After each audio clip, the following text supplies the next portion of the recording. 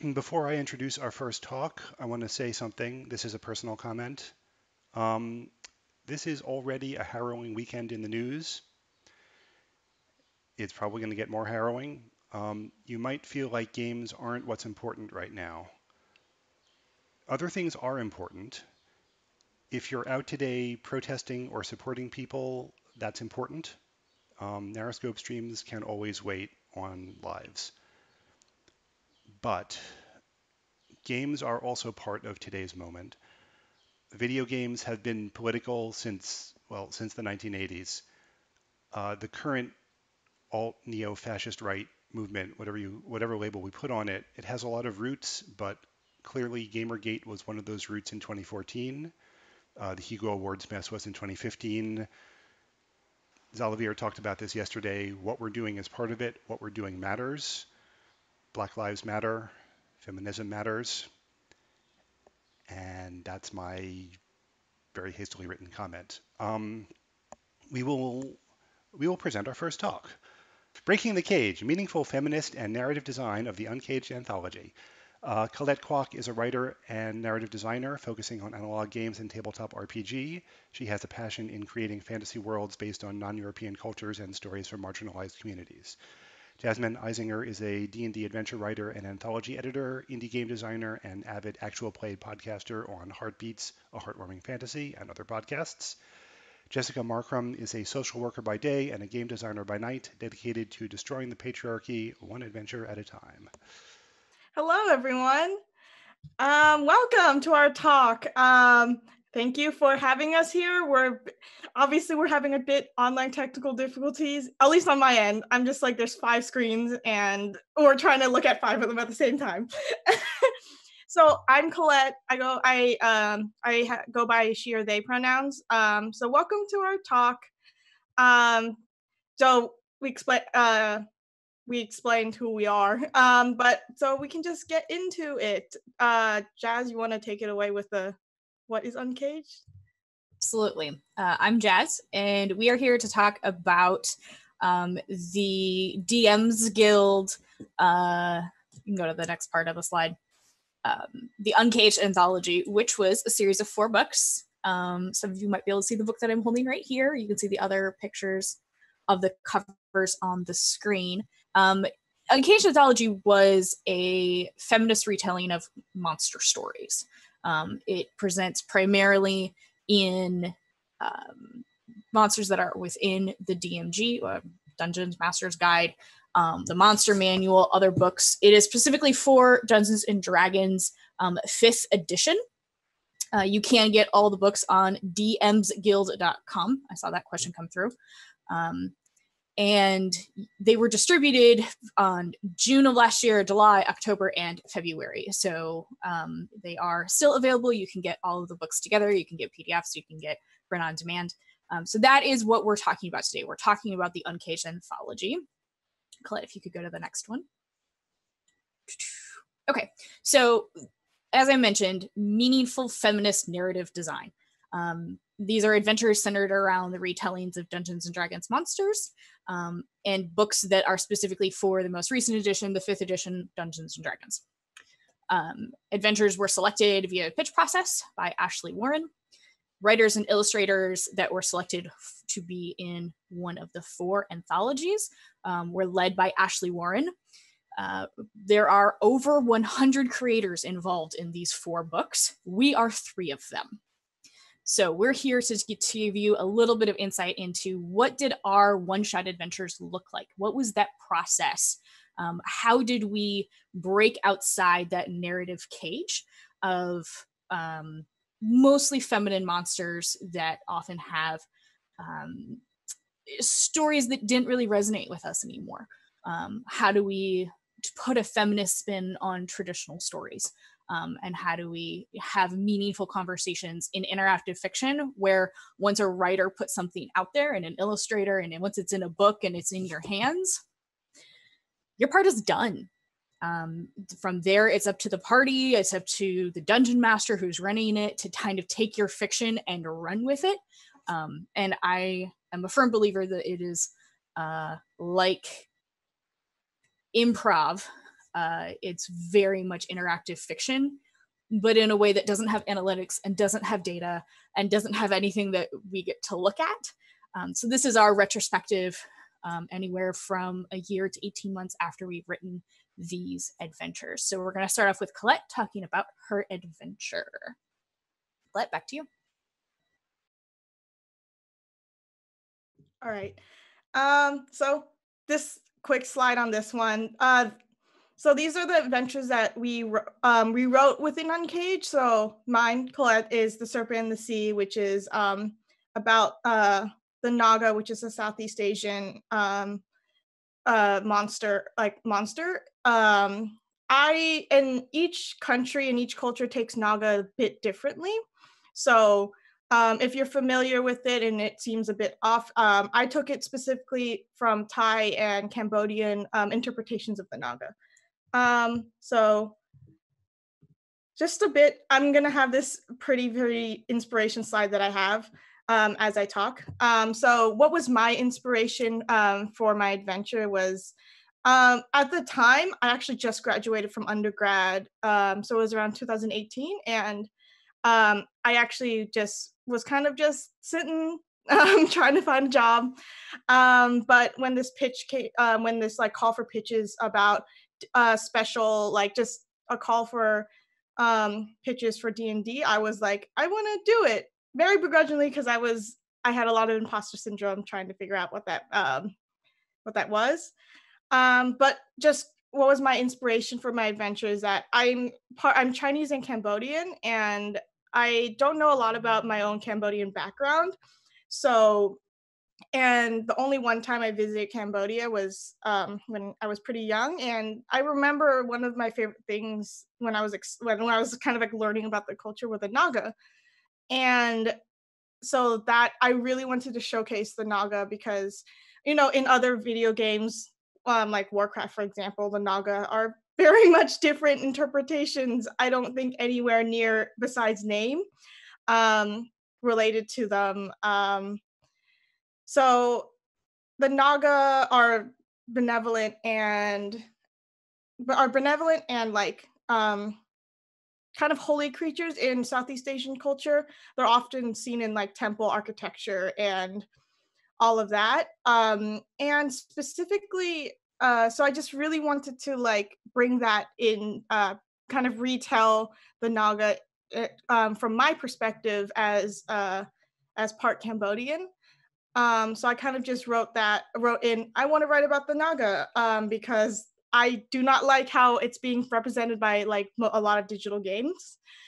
And another thing was kind of also challenging the narrative of dungeon delving and kind of this whole idea of Dungeons and Dragons about, obviously, like in a very traditional sense of D&D, is that you go into a dungeon and you just loot the treasure and you kill the monster. While in The Serpent in the Sea, you actually are bringing back an artifact that someone has taken from a temple, from their own dungeon delving, and kind of focusing more on the repercussions of what happens when you take artifacts, and like taking things that aren't yours, which is something, especially in like Southeast Asia and a lot of countries around the world, have been like, the artifacts have been taken and put into museums or like sold because they look pretty, and disregarding kind of like the aspects of the cultural significance of it. So for me, when I was also writing it, is that I also wanted to bring in like Southeast Asian and culture, and and obviously in tabletop RPG, it's a bit different, and it's a bit different to how do you convey a culture because there's no visuals. So when I was writing it, I made the intention to have a lot of flavor text of a lot of flavor text of just about how the architecture looks, how what people are wearing on all the designs. And also one thing that I had in particular was that there's a festival that goes on in my adventure, and it is to signify the river. which is also a very important part of Cambodian culture and a lot of Southeast Asian cultures, because a lot of people's livelihood is based on the main river that runs through the country. So and so I would incorporate like blues and different colors in my descriptions. And another thing when I was designing narratively is that I also, in particular, there's one aspect of the festival where there is a like kind of just like a shrine to the people who passed on, which is something very significant in a lot of generally Asian cultures that I feel like is different from a lot of Western cultures in terms of how people treat death and people who have passed on. Where a lot of people in at least Western cultures have used the idea of death as, we do the funeral rites and we do all that and we bury them and it's over. We just kind of just remember that they've passed on. But I really wanted to put in that kind of culture into the game where there is a shrine and they have passed on, but it's a way that people remember them by bringing different points of like remembrance, food, all of that. And I did a lot of research about kind of putting that in. So that's kind of like the nitty gritty general about that. And for me, it was really important because I think feminist narrative design is also incorporating like culturally relevant narrative design, which is from my adventure, that was very much something. A main part is to how do I respectfully portray a culture of my own. So that's also one of the questions that we have is how do you break the D&D cage, which this is a very much kind of like a different Southeast Asian culture, very different than our traditional European Western style of the setting, and also like going back to how I talked about that my adventure really focused on reflection of your own character rather than kind of like going into a dungeon and just fighting all the creatures and get all the stuff. A lot of the aspects that I put into the game was having the characters reflect on what they have done in the past, which is something I think a lot of times we don't do in D&D. Is kind of just reflect on dungeon delving and what have you done. You kind of stole artifacts and stole things from people from the past and kind of don't remember that. So and then my last question that we have is, what was the most important and what do you learn in the process of writing? Is that I think for me in a lot of my work, The Serpent and the Sea is actually my first adventure I wrote and published. And it kind of grounded me in like what I wanted to do in terms of writing. I kind of learned, oh yeah, thank you. And also I just got a message about this. This is my next page. This is some of the maps and also like the very first page of my adventure. So yeah, I think a lot of my adventures I wrote about just how do we design non-Western and non-Western cultures. And for me, it was also really important as a personal reflection because I don't know a lot about my own Cambodian background and culture. So I did a lot of personal research about what the culture is and how do I implement these aspects respectfully into a game. So yeah, that's it for my talk. I will pass it on to, I believe it's Jazz, right? I forgot. Okay, it's Jess next. Never mind. Me. Let's talk about Value Scene. Hi, everybody. I'm Jessica. You might have seen me as Angry Nerd Girl in the chat. So my adventure is a family reunion and it's in volume 1. And I wanted to do a new take on Melusine, who was one of my favorite French myths when I was growing up. Melusine was this woman who basically a prince found her in a pond, and she promised to marry him and said that she just needed to be alone in the castle on Saturdays. And he said that was fine. And they lived for at least a decade together, had lots of children. All the children were exceptional in their field in some way, like brilliant thinkers, scholars, politicians, but they all looked monstrous in some way. And so the princes, who is now the king, his boys started saying like, hey, you should go see what she's doing on Saturdays because she's probably sleeping with the devil. And so he spied on her, broke the rule, and saw that she was actually either half fish or half snake, or as you can see in these old depictions, half dragon. So he called her out on it. She left and abandoned her family. And then in most legends, her children were hunted down and killed, which I thought was so sad. And so my pitch to Ashley basically was, I wanted a monster hunting adventure where you had to catch all the monsters but couldn't hurt any of them. So I pitched it to Ashley as Melusine meets Pokemon, which is why Pokemon is in my inspiration slide. Because in my adventure, Melusine has foresight. She knows that her children are in danger, and she wants you to bring them all to her for the titular family reunion. And so you go questing after these typical D&D monsters, and they are all like half humanoid hybrids. Like one of her children is a minotaur, the other one is a harpy, and they're a great general and an opera singer and a professor at the Mages College. And some of them are excited to see their mom, and some of them are really mad that their mom abandoned them. And that's the page of my adventure. Yes.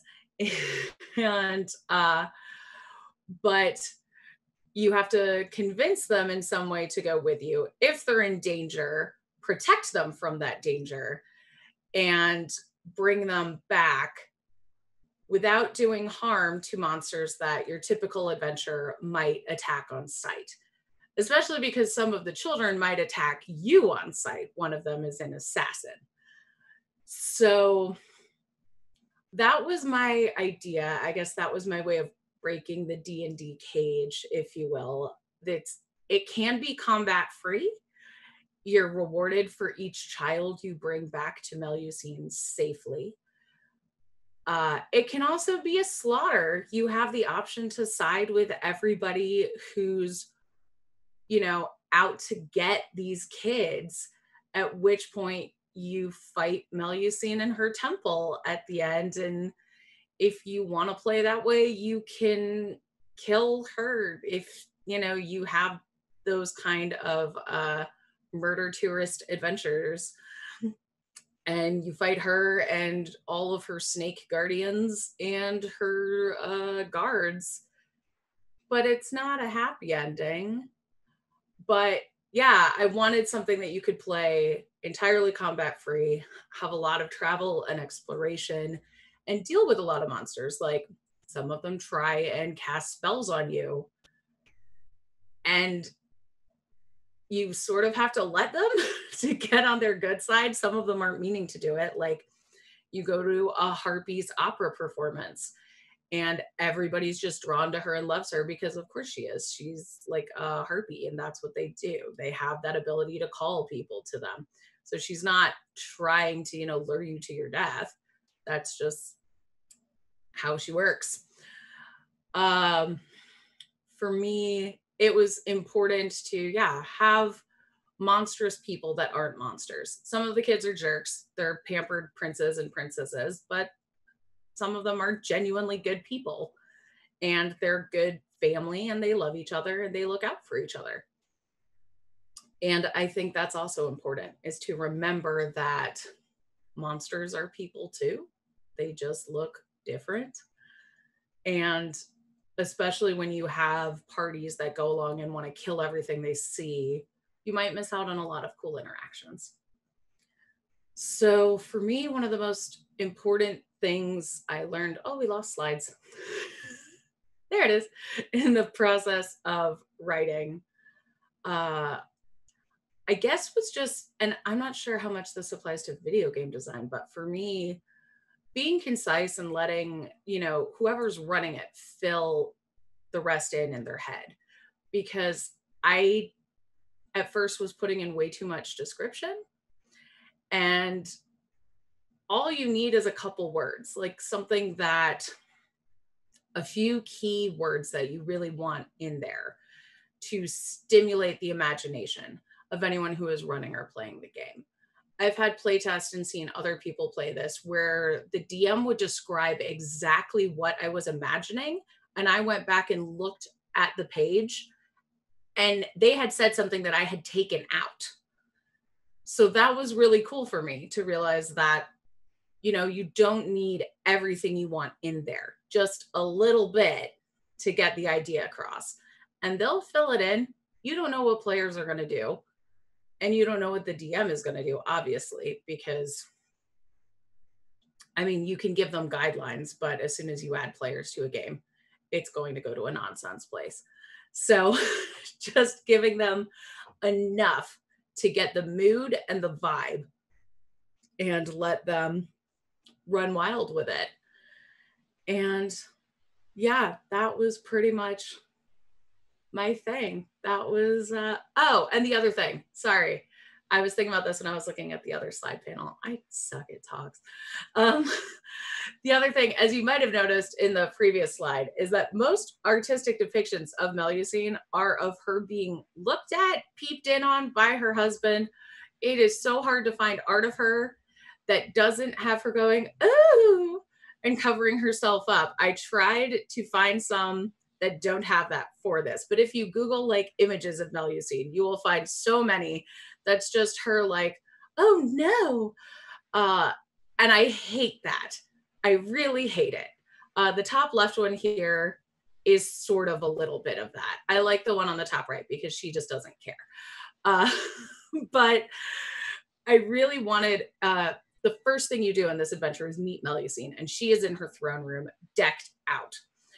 And I wanted that when you look at her, it's that she wants to be looked at and how she wants to be looked at. And that was really important to me.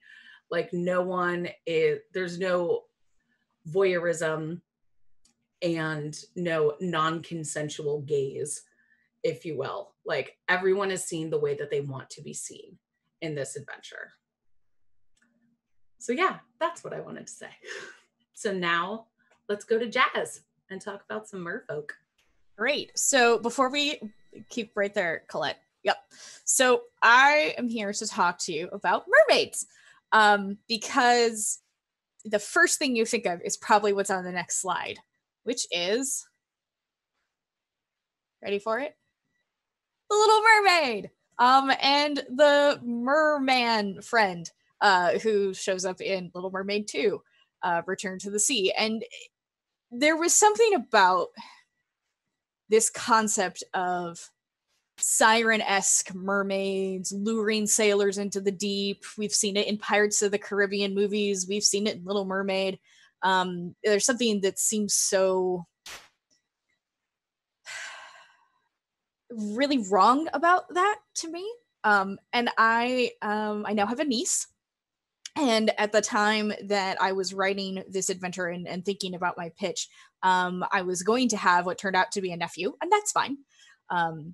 What brought me to this is if I want to play mermaids with my niece or my nephew, why do I have to explain a seashell bra? And why is this concept so ingrained in our society? Can't we just have fish people that exist without being marked by these very human characteristics? So I decided that we need some non-binary and androgynous merfolk. So I wrote Tooth and Fin, which is a adventure that a queen of the merfolk, who in this case is a non-binary merfolk person, creature, insert sapient species here, that comes to the adventurers and says, I have legs and I can walk on land, but most of my family cannot, and we need your help.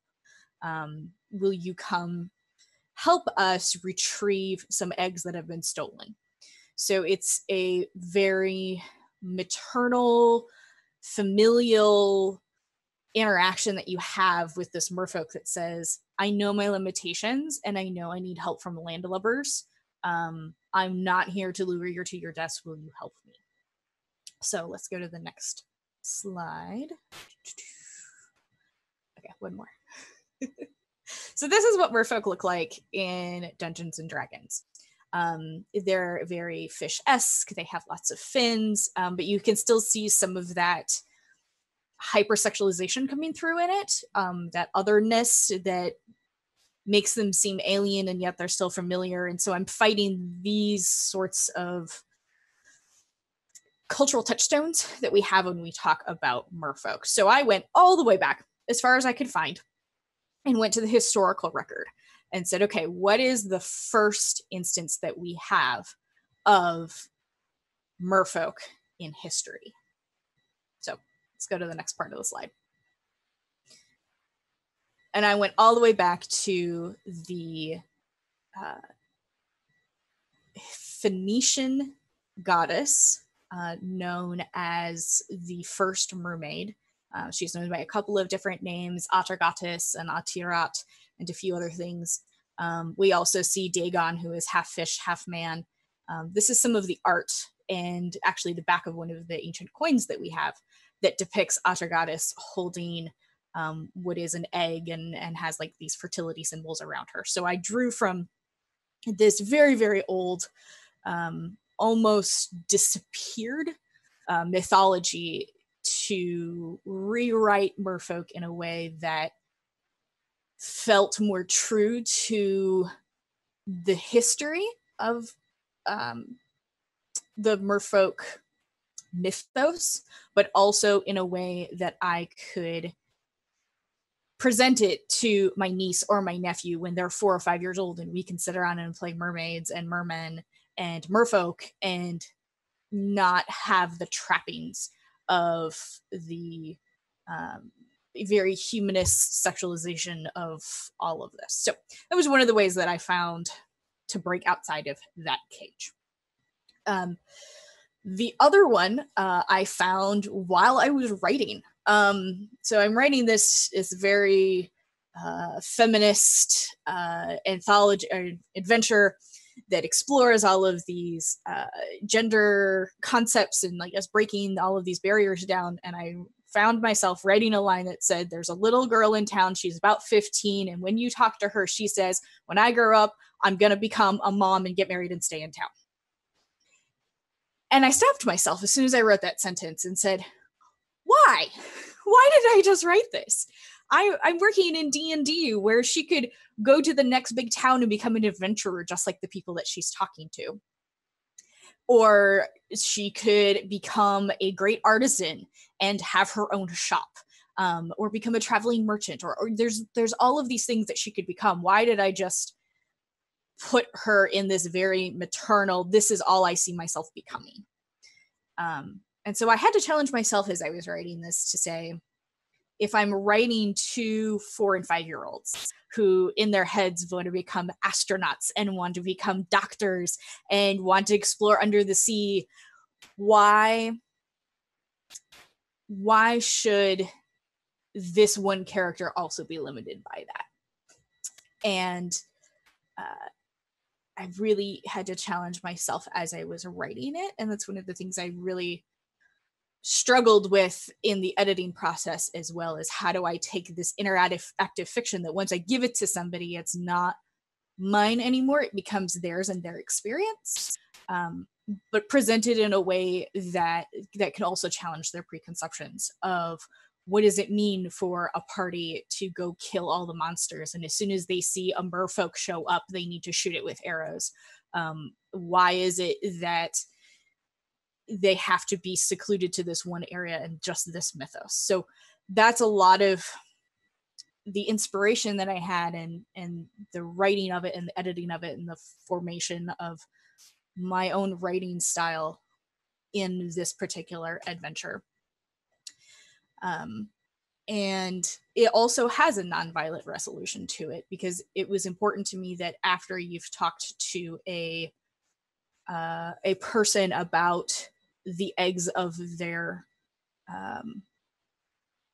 community being stolen and bringing that back is outright murder of those people and or those creatures that have taken them, is that acceptable? And so there's some dynamics happening in there where you can have non-violent resolutions, even when you're talking about something so charged as children being in danger, or a scary undersea creature coming to you and asking for help. So those were a few of the things that I went through as a person, but also this adventure tries to challenge those preconceptions of narrative style and interactive fiction. And I think we're ready to move on to questions. There's a few that have come through, and I'll read them out. And Jess and Collette, feel free to jump in. So the first one that we've had is from Mark. What are some tips for cueing players to act within a vibe they are used to, say dungeon crawling? Jess or Collette, do you want to take that one on? I can. I think that's something that can be established in session 0 when you first start talking to the players, basically. Like, this is the vibe that, or the tone that I want to set. That's the same thing when you set up safety tools with your players. Like, ask what you don't want to have on the table, what might be okay to touch on the table. We call that lines and veils, as well as saying, like, this is going to be the general type of adventure that we're going to have, and see if that's okay with them. Apart from that, they might just kind of learn as they go along. Like, sometimes, just like when you play certain video games, that at least some of the older ones, you could kill a quest important NPC and miss out on a huge thing, and there's consequences for that. So if they go into certain areas and kill a bunch of important people, there will be repercussions, and then suddenly they're playing a very different kind of game. So they might learn through that. If anybody wants to add to that. I can. So I actually wrote something specifically in my adventure about it, because it does take a little bit, it does move a bit away from dungeon crawling, you're putting something back. So for me, I put in the adventure like primer and background that talk to your players beforehand to at least divulge some sort of background in the character's past. If it wasn't brought up, it can just be obviously private one-on-one. I think what really is important in D&D is that you can kind of like break that veil of characters to the players. Just tell them, hey, I want to just try something different, and we'll see how it goes. Because I think it's also important that you aren't just playing characters, you are still people playing characters. And I think if as the DM you want to try something different and you feel like it would be enjoyable, I think you can break the veil and just say that I want to do this. And obviously players can kind of also accommodate as well.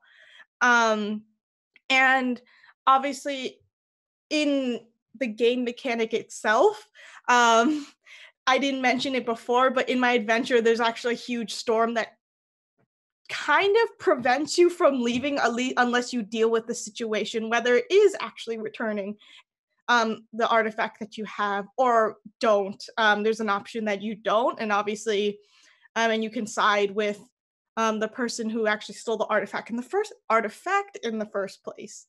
So you can also put game mechanics to kind of push, I don't want to say railroad, but it is kind of like showing the consequences of maybe dungeon delving, and maybe it could work narratively to just show consequences of dungeon delving, or just kind of like push that. But I think it's really important to at least talk to your players, or just have a conversation outside of the game about trying something different. And in my experience, most people are okay with that. Obviously, it depends on like group to group. Okay, I've seen a couple of questions come through that are talking about mermaids. The first is talking about the historical image of the merperson who presents as male, yet a tendency for us to only use the female language of mermaid. Specifically in my adventure, I don't use the word mermaid ever. It is entirely merfolk.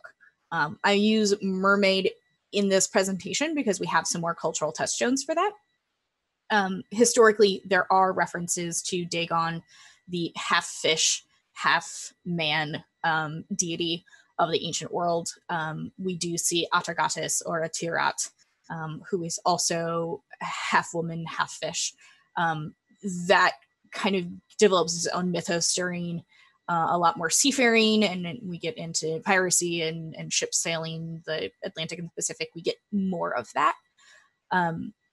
But we've been very reductionist in how we perceive that. So I'm kind of, in this adventure, trying to bring that back and say, okay, can we refer to them as merfolk? And in doing so, and not saying mermaid and mermen, but really using this all-encompassing term, that allows for a better way to speak about, and allows room for non-binary or gender fluid, gender queer representations in a way that we don't have a way right now culturally in America, where I live, to speak about. And another question was, it feels like there's a lot of indigenous themes in the merfolk adventure. That is not what I intended. I'm actually like thinking back through it going, wow, actually there's a lot unintentionally that is about like not invading another's territory, not colonizing, not labeling them as savages. We have a lot of that that I don't address in the adventure because that's not what it's about for me. There is a sense that the eggs were stolen, not just destroyed, as a way of raising them in a different culture, that like adoption and losing that cultural connection. But I don't really go into that because I wasn't thinking about that at the time, which was about 18 months, almost 2 years ago. If I were to rewrite this adventure now, yes, I would definitely speak more to colonization and indigenous people and the rights of people to be free. And I think Andrew's opening comments really spoke to that a lot as well. Like, we are living in a very volatile weekend, even. I would come at this adventure very differently now than I did 2 years ago. So that was not on purpose, Sharkbomb, but thank you for bringing it up, because I think that's something that we still can explore in a way in adventures that we kind of deflect in real life or are pushing off. And I think sometimes we can do things in narrative that we can't do in real life. And that comes around to like the concept of role playing and taking on another role. And there's a whole philosophy behind that. But I think that's kind of answers those two questions. And I'm going to ask Collette, could you speak to the question from Bemia? Any tips on incorporating something of another culture or another orientation in a respectful manner? I say sensitivity readers. Have them read their work, pay them for their work. But Collette, anything else that you would like to talk about on appropriation or incorporating other cultures or orientations? Yes. So yeah, a sensitivity reader is very important. I think as like once you've done the work, but if for example, you really do want to incorporate something of a different culture, I think you should first ask the question, why do you want to incorporate it, in terms of like you specifically writing it. Obviously, there's a lot of things you can go into, but it really is just ask yourself, why do you want to do this in the first place? But just on terms of like tips on incorporating something of another culture is either do bring in a writer or like do the extensive research and understand the cultural context. And also be very specific on what culture and what time period. I actually had someone who asked me in their campaign, I want to do a non-Western, non-European culture. What are the tips? And I asked them, okay, what do you have so far? And they kind of went back, I don't have anything, but do you have any tips? But it's really important to be specific on what culture that you really want to incorporate, because there's also an example of that's kind of been in the scope of a lot of Asian tabletop RPG, in the tabletop RPG community for like Asians, is the Oriental Adventures, which kind of just takes a bunch of like Asian cultures and of different time periods and smash it into one. The one thing I remember in particular is that there was a new class that they have called the Yakuza, which is really weird because they have like the samurai and like very like just old like historical like classes, and then you have the Yakuza, which is very strange to put in. So I think it really is, if you personally want to portray another culture, is to kind of do your best to look for consultants or just have people constantly double check your work and like kind of just do the research. I luckily had a lot of like ties and like connections with people like not historians, but like at least people who've done the research before, and kind of like I've talked to them. So if you have those connections to people who do study, for example, like Thai culture, definitely talk to them, or just kind of put out a call, because I think it's really important to also bring in those voices as well, because they have a specific cultural context from their perspective as well. Does that make sense? Awesome. Thank you. There's one more question that has come in for Collette. I wonder if you've researched for other instances of the Naga around the world, if they share the very same archetypal roles, or if you found different approaches for them. For example, the Naga versus the Lamia versus the Echidna. I think for me, I didn't look for like, I kind of only researched the Naga in the context of like Southeast Asia and Thai, and like obviously specifically Thai and Cambodian culture, because I think though I did notice that a lot of because I think I noticed that for Southeast Asia that the Naga are very, in terms of like, they come off as very androgynous, as in most of them they're just multi-headed snakes, rather than having kind of like the half human, half snake kind of like a half snake kind of like body. But I think I specifically, in terms of like other instances of Naga around the world, I did look at merfolk a lot, merfolk and siren a lot. And from what I've noticed is that a lot of it is like they're always forces of like evil, or at least like, ooh, beware of the mermaid or the siren, they're gonna sing you into a rock, kind of thing. And it's really interesting how the Naga in my work in like Cambodian and Southeast Asian culture is that they are known to be like benevolent creatures that are there to protect. I actually thought, when I was researching, I thought it was really interesting because I wanted to focus on returning an artifact. That one of the instances in at least Southeast Asian culture is that the Naga are there to protect are there to protect artifacts or like relics that are tied to the ocean or temples. So I thought that was really interesting.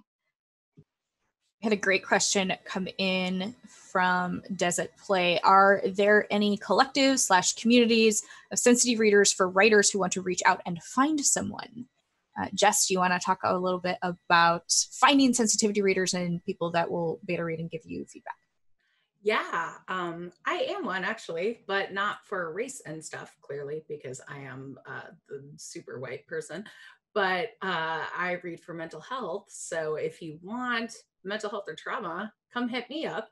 But more importantly, into the question, Salt and Sage is a collective that has all sorts of sensitivity readers on there. And also Leona Maple, I will drop her Twitter in the chat, is forming a collective. She's also working as kind of a consultant for various sensitivity readers. So if you contact her, and like kind of tell her what you're looking for, she can hook you up with the kind of sensitivity reader that you need. So I've been working with her on a game that I wrote that I'm looking to expand, and she's been excellent. So she's set me up with some good people. And also just be sure to pay your sensitivity readers, because what they do is important. It's either based on something they've learned or based on something that they've lived. Generally both, especially if it's for, you're having them read for experienced racism or trauma in some way. And by reading something, you're having them re-experience that in a very tiny way. And it's it's financially important to pay them for their time as well as their expertise, as well as opening themselves up to that again. And if you can't afford it, that's fine. Just, but find someone that you can afford. What I'm saying is, don't be rude to a sensitivity reader that you can't afford. The same as like you wouldn't be rude to an artist who you can't afford their commission. So that's my take on that. And I'll put a link to Salt and Sage in the chat as well.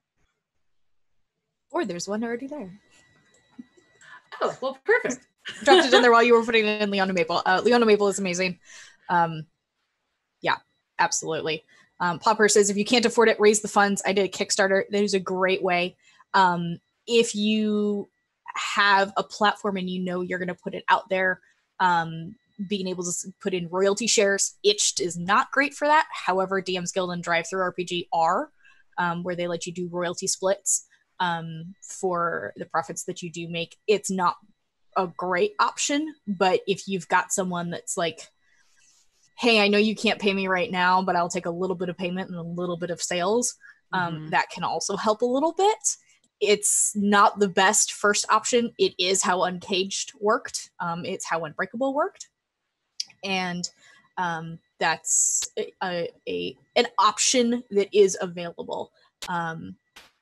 And there are so many more things we could go into.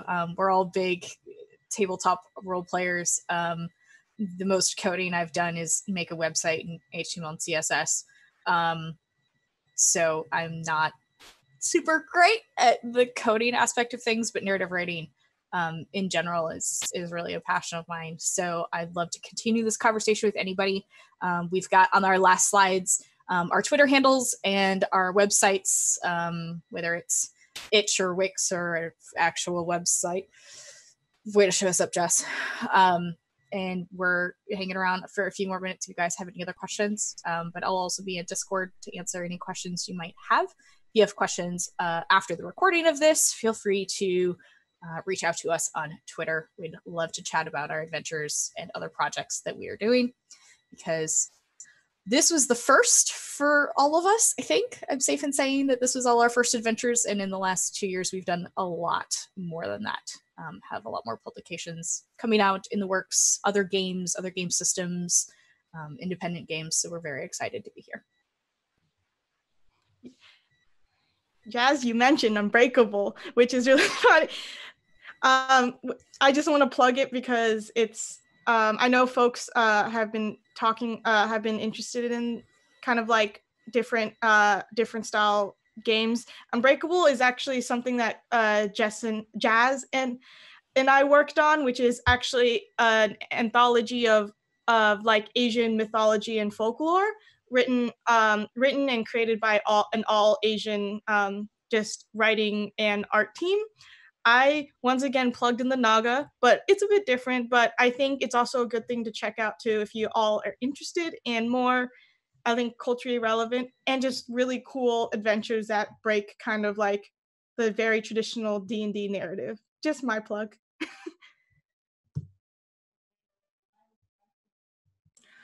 I'll do a plug since we're all doing it. Every Friday on Angry Nerd Girl at 8 p.m. Eastern, I run Three Flings, the adventures of three tieflings, going through every adventure in the Uncaged Anthology. So if you want more of these Uncaged books, you can see all of them. None of our adventures yet, because they were all too high level. Right now, the adventures, we just did our 20th episode, and they are level 3. Because there are a lot of low-level episodes or low-level adventures. However, pop down next week. We would love to have you. So this has been really fun. Yeah, I will link that. And we already linked Unbreakable. But yeah, thanks for coming out. This was really fun. I will love Three Flings to the end of days because they're doing all 92 adventures. So they are on episode 20 of what will turn out to be a very long series, and I'm very excited. And who knows, my adventure might be coming up shortly because I might know that what order Jess is DMing things in. So you might get to see some merfolk show up and rescue some eggs. So she's dropped the link in there if anybody else has questions. We'll be around.